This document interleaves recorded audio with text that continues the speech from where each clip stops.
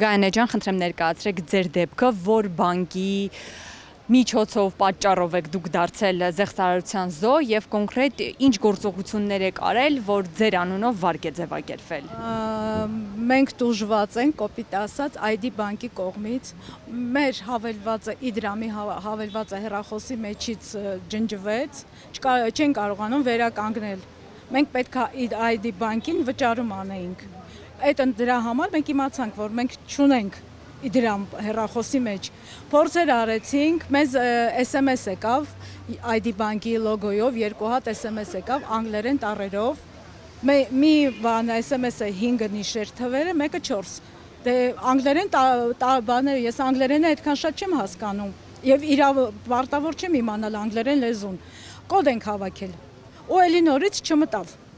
Իդրամը մեզ էլի դուս էր գցում հավելվածից։ Զանգեցինք Իդրամ հավելված, ինչու մենք չենք կարող մտնել Իդրամ, ասեցին մենք կստուգենք, ձեզ կզանգենք։ Դեպի երբ է տեղի ունեցել։ Մարտի 3-ին։ Այս տարվա մարտի 3-ին։ Մարտի 3-ին զանգահարեցինք, մեզ տվյալները իմացան, ասեցին, հա, կկապնվենք այդ տեխնիկական բաժնի հետ, մենք ձեզ կզանգահարենք։ Անցավ ամսի 3-ը։ Ամսի 4-ին մենք նորից զանգահարեցինք։ Այսինքն դուք ձեր account չեք կարողանում մուտք գործեք։ Մուտք գործեինք մեր Իդրամ հավելվածը, որ իրանց ID բանկին վարկ մուծեինք, հասկանում եք։ Դա է։ Մի խոսքով ամսի 4-ին նորից զանգահարեցինք, բա մենք նորից կզանգահարենք բան, այդ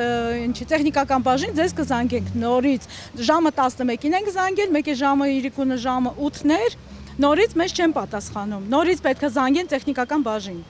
Ժամը 10-ի կողմերը չղայնացանք, նորից զանգեցինք, մենք ենք զանգահարում, իրանք ոչ մի բան։ Ու մեզ ասեցին, որ վարկա ձեր անունով, 2 անգամ խակերական ինչ-որ խակերսկի ատակա եղել, հետո վարկ են ձևակերպել։ Երբ ասացին։ Հետ ժամը 10-անց, մենք ենք զանգել։ Ձեր զանգին արդեն պատասխանեցին։ Արդեն ժամը 10-անց էր, մեր զանգին պատասխանեցին, որ վարկա ձևակերպված 550,000 դրամ։ Իսկ վարկի ձևակերպումը ինչ կապ ուներ ձեր account չկարողանալ մտնելու հետ։ Հետո մենք մյուսօրը որ գնացինք բանկ ճշտելու, պարզելու համար, պարզվեց, որ այդ գումարը, որ մեր անունով, իմ անունով վարկը ձևակերպված է, մի սուտկա այդ գումարը մնացել է քարտի վրա։ Եթե ինձ թույլ տար Իդրամը, ես կտեսնեի, ես թույլ չէի տա, որ իմ անունով վարկ ձևակերպվի։ Ինչ վարկ է ձևակերպվել, ամսաթիվը կոնկրետ նշվում էր, քանի տարի ժամկետով, ինչքան տոկոսադրույքով։ 24 տոկոսադրույքով 6 ամսով, մինչև սեպտեմբեր ամիսը, սեպտեմբերին միանգամից մայր գումարը 650,000-ը պետքա վճարենք։ Ընդհանուր 550,000-ը ձևակերպված։ Մենք մի շաբաթ առաջ դիմեցինք ID բանկին, որ մեզ 100,000 վարկ տա, ասեցին դուք ծանրաբեռնված եք, դուք չեք կարող։ Մի շաբաթ հետո 550,000-ը միանգամից ձևակերպել էին առանց մեր տեղ։ Եթե մենք իրանց վճարելու չլինեին գումարը, երևի այդքան շուտ չիմանայինք։ Մեզ ուղղակի այդ Իդրամի հավելվածը պետք էր։ Այլ վարկ վճարելու համար։ Էլի Իդրամի վարկը վճարելու համար։ Իսկ ինչ խակերներ, ասացիք 2 խակերի մուտք է եղել։ 2 SMS ա եկել, մեզ ասեց, մենք որ ասեցինք, ինչ որ բան եք, ակաով ինչ որ տեղ եք մտել, ես իմ տվյալ եք տվել, մեզ ընդհանրապես եկել է այդ 2 SMS-ը։ Կա, չէ որս էլ կա։ Եթե մենք ապրում ենք Հայաստանում, Հայաստանի Հանրապետությունում պետական լեզուն հայերեն է, ինչի անգլերեն տառերով եկել այդ SMS-ները, ու մենք չգիտենք, հասկանում եք, ես պարտավոր չեմ իմանալ անգլերենը, կարող է այնտեղ իրանց այդ բանը վերջում եղել է հաստատել, թե չհաստատել։ Դուք սեղմել եք, բայց։ Հա, որովհետև էլի ա եղել։ Էլի ա եղել, ասենք դուրս է, ասենք սխալ եմ անջատել հեռախոսը, հավելվածից դուրս եմ եկել։ Փաստացի բանկը երևի ձեզ մեղադրում է, որ այդ կոդերը սեղմել եք։ Որ մենք տվյալ ենք տվել։ Բայց ես ոչ մեկին բացի իրանց, որ զանգահարում ես, իրանք բան են անում։ Անպայման ուզում են նույնականացնեն, տեսնեն այդ մարդն է։ Բայց վարկը ձևակերպելուց ինձ չհարցրեցին, որ այդ վարկը եւ վերցնում եմ, դա ես եմ, թե ես չեմ։ Այ դա է աբիդին, էլի ոնց որ ես ոչ մի բան։ Բանկը ձեզ է տվյալ պարագայում մեղադրում, դուք ում եք մեղադրում։ Ես ճիշտն ասած բանկին եմ մեղադրում, ID բանկին եմ մեղադրում։ Եթե ID բանկը տեղյակ չլիներ,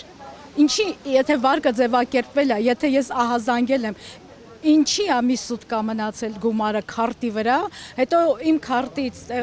ուրիշ քարտ են փոխանցել, դարել է կրիպտովալյուտա, դա ինձ ասել են ID բանկում։ Ինչու։ Ես տանը նստած, ես բանից բեխաբար, եթե ես իմանայի այտենց բան կա, ես միանգամից իդրամ կգնայի ու կպահանջեի, որ սառեցնեն, ինչ անեն։ Այդ մի սուտկայի գումարը մնացել է քարտի վրա, հասկանում եք։ Գան է, լավ, դուք դիմեցիք բանկ, իմացաք, տեղեկացրեցին ձեզ, որ խարդախություն է եղել եւ ձեր անունով այդ վարկը ձևակերպվել է։ Հետո որ կառույցին դիմեցիք, այսինքն իրավապահներին դիմեցիք, քրեական վարույթ նախաձեռնվել է ձեր դեպքով թե ոչ։ Դիմեցինք մեր իրավապահներին, այն աստիճանի, որ մեզ ասացին, որ դա չբացահայտվող գործ, դա չի բացահայտվող գործ։ Որտեղ եք դիմել այսինքն։ Ոստիկանություն։ Ես միակ ես չեմ, բոլորն էլ այդպես են ասում, որ դա կիբեր հանցագործությունը, դա լայ, ոչի մի խոսքով վարկը պետք է մուծեմ։ Քննչական կոմիտեում ձեր դեպքով քրեական վարույթ կա նախաձեռնված։ Երբ է նախաձեռնվել ամսաթիվը հիշում եք։ Ամսի 5-ին, մարտի 5-ին։ Ամսի 4-ին։ Այո, մենք ենք դիմել, մենք ամսի 4-ին գնացել ենք բանկ։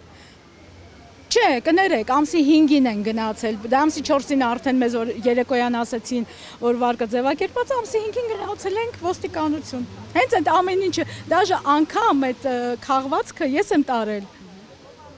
որ ոստիկանը քսանի։ Այսինքն ոստիկանություն ներկայացրած ձեր հաղորդման հիման վրա քննչական կոմիտեում ամենայն հավանականությամբ քրեական վարույթ է նախաձեռնվել։ Դուք տուժող ճանաչվել եք, թե չէ։ Մենք ենք տուժող, բայց պետքա որ բանկը տուժող ճանաչվի։ Սառեցված է ձեր վարկը որպես այդպեսին։ Դեռ ոչ։ Բայց դիմել էիք, որ սառեցի։ Դե մենք պարոն Կարագյուզյանը ինչ ասել է, դա ենք անում, մենք իր միջոցով, մենք էլ տեղյակ չենք։ Հիմա կենտրոնական բանկի ձեր պահանջը ո՞րն է։ Որ ID բանկին սաստի, ID բանկը երևի մեջ, չգիտեմ, ախր ոնց ասեմ, որ ճիշտ լինի։ Լրիվ բացի թողի վիճակա, անպատժելիության, այո։ Իսկ հակակոռուպցիոն կոմիտեից ինչ եք պահանջում։ Նույնը։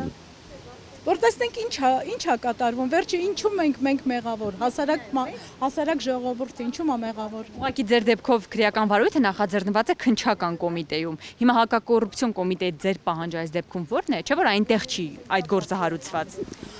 Տարբեր մարմիններ։ Դե հիմա մենք ընդհանուր բոլորս մի մարմին ենք, բոլորս գնում ենք, один за всех, все за одного։